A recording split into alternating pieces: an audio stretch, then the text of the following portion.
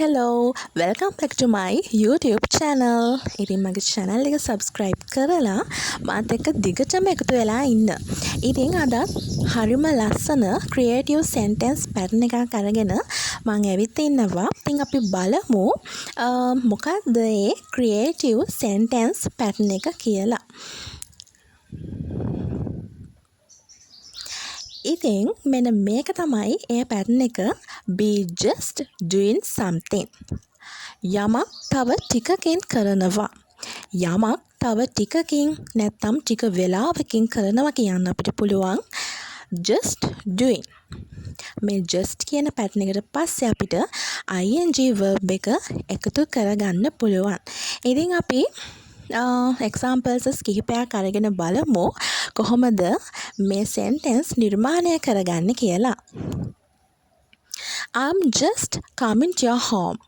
මම තව ටිකකින් ඔයාලගේ ගෙදර එනවා. I'm just coming to your home. ඉතින් මේකෙදිත් just කියන pattern එකට පස්සේ අපි ing verb එක එකතු කරගන්න ඕන අනිවාර්යයෙන්ම. මම තව ටිකකින් ඔයාලගේ ගෙදර එනවා. ඉතින් හරිම ලේසි මේ sentences අපිට create කරගන්නකොට.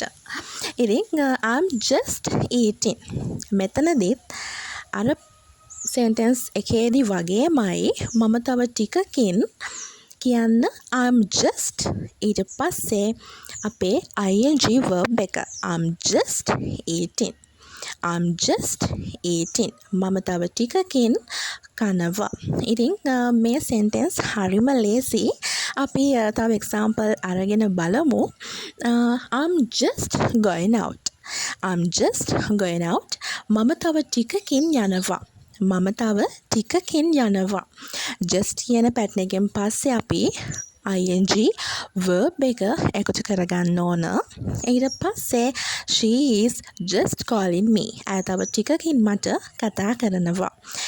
ඇය තව ටිකකින් මට කතා කරනවා. ඉතින් මේ වගේ sentence pattern බලන්න කොච්චර ලේසිද. ඉතින් ඔයාලත් ගෙදරදිම මේ වගේ creative sentences හදලා බලන්න.